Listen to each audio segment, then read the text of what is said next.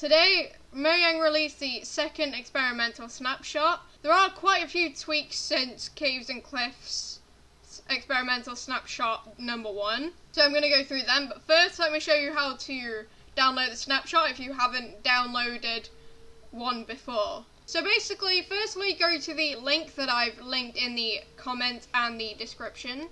Go down to how do I get the experimental snapshot and click download this zip file. And then use whichever method is correct for your operating system. Yeah, and you just have to unpack the folder into the version folder. And when you go into the launcher, create a new launch configuration, which is basically in the installations version.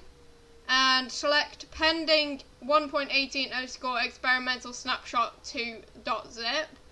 And then start the game and it will be downloaded, and anything that was created and anything before the experimental snapshot says created by an incompatible version, and also anything that was created in the first experimental snapshot, those now come up with an error when you try to load them. I'd recommend making a new one for each version you use.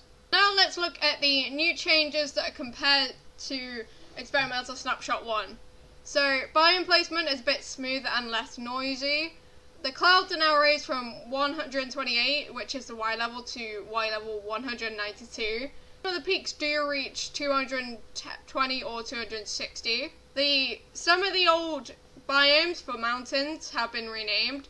So, the mountains are extreme hills and gravelly mountains are gravelly hills. So, if you use the locate biome and try to find the new mountains, don't use extreme hills or gravelly hills. The beaches are now generally wider. There are also some places that don't spawn beaches. And now sheep spawn in the new meadow biome, and there are more rabbits and less donkeys. The blue orchids no longer spawn in meadows, and blue orchids are now exclusive to the swamps.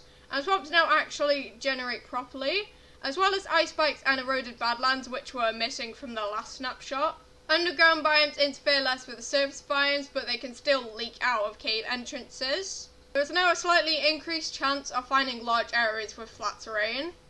Meadows sometimes spawn a lone tree, often with a bee nest. Monsters now can spawn in the mountain biomes. And emeralds and infested stone generate there as well. All veins are slightly larger and more frequent, because people apparently weren't able to find them in survival. Structures now show up in the right biomes, which is mostly. Mega cave entrances are toned down a little, and they don't always go to the deep slate level now, because getting to diamonds was a little easier.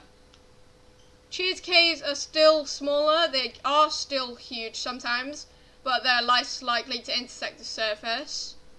Sand and gravel are now have a reduced chance of being placed in such a way that they fall down on generation. And if they do fall, then it'll be replaced with sandstone or stone. Zombie, skeleton, spider, and cave spider spawners now spawn mobs up to block light 11. So now it's going to be more of a challenge, because they can spawn in any sort of light level except really high light levels. And finally, this is for map makers, where you can now make it so that, the block light limit, you can make it so that mobs don't spawn in any sort of light, or mobs spawn up to a specific amount of time. Up to a specific amount of light. And you can basically override the spawn rules of spawn mobs. Now, there are some known issues, so if you come across these, please don't report it to the Mojang team, they already know about it. So, as I said before, opening a world from the first experimental snapshot will cause an error. Performance is quite low. For example, when I made a world on this new snapshot, it took a lot more time than it usually does to load it.